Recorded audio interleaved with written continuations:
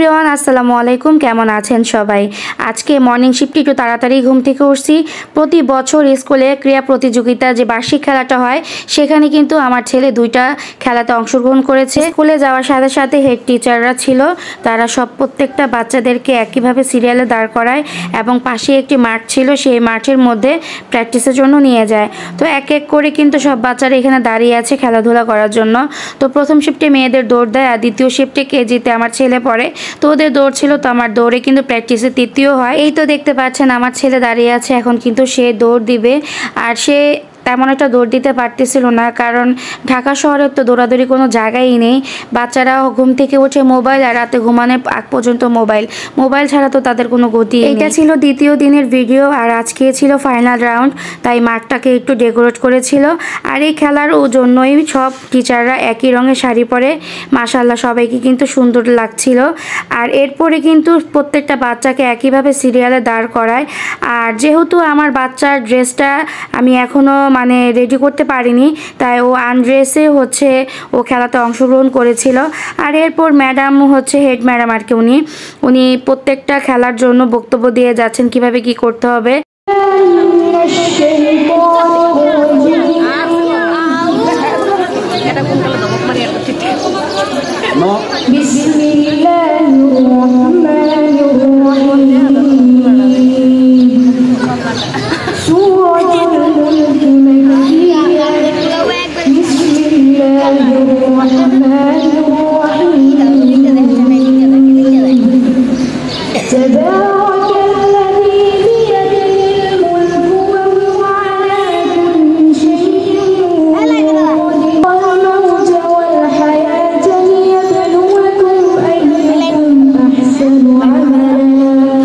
কোরআন তালাওয়াত শেষের পর ছিল শপথের শেষে ছিল জাতীয় সঙ্গীত।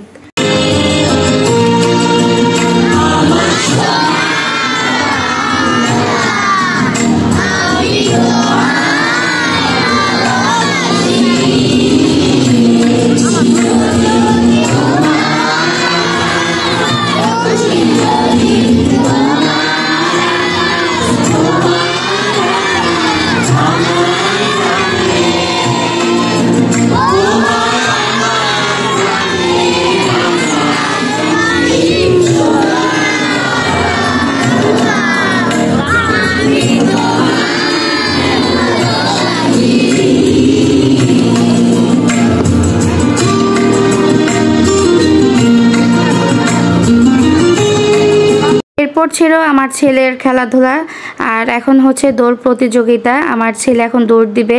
আমি তো অনেক এক্সাইটেড ছিলাম, কারণ এই ফার্স্ট টাইম ও দৌড় খেলা দিচ্ছে। এই তো দৌড় দিচ্ছে, দেখতেই পাচ্ছেন। দৌড় প্রতিযোগিতা খেলায় আমার ছেলে ফার্স্ট হয়। আর সেকেন্ড খেলাতে নিয়ম ছিল যে হাত বেঁধে দিবে পেছনে, আর দৌড় দিয়ে সে বড়ই নিয়ে মুখে করে আসবে।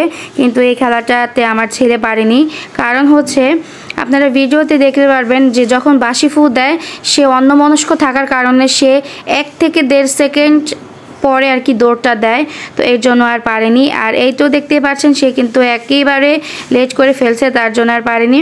তো এরপর মনটা আমার নষ্ট হয়ে যায়। তারপরে আমি আমার ছেলের পুরস্কার নিয়েছি, বাট ছবি তুলিনি। এরপর চলে গিয়েছিলাম টেলার্সে আমার ছেলের ড্রেসের ব্যাপারে কথা বলার জন্য আর কি। তারপর হোটেল থেকে নাস্তা নেই খাওয়ার জন্য আর কি। তো ছেলে বললো না আম্মু বাসায় খাবো, তো নাস্তা নিয়ে চলে গেলাম বাসায়। তুমি যে দৌড় প্রতিযোগিতায় ফার্স্ট হইলা, কেমন লাগতেছে বলো?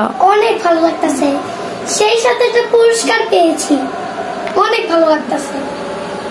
এই জীবনের প্রথম আমি একটা স্কুলের ট্রিপ পাইলাম, পুরস্কার পাইছো, তো ভালো লাগতেছে, মনটা ছুড়াই গেল। এখন এই প্লেটে কি করবা? এই প্লেটে আমরা খাবো, আমি খাবো। ছেলে গিফট পেয়ে তো অনেক খুশি। ছেলের কেমন লাগছে জানি না, বাট মা হিসেবে অনেক ভালো লাগতেছে। এরপর দেখে যে বাসায় আসতে না আসতেই দেখি আমার হাজব্যান্ড অনেক বাজার নিয়ে আসছে, একের পর এক দেখি ব্যাগ নামাচ্ছে। তো কি আর বলবো, এরপর একই সঙ্গে নাস্তা খেলাম। তো যাই হোক, বাজার তো দেখতেই পাচ্ছো, তোমাদের ভাইয়া এক এক করে নামাচ্ছে।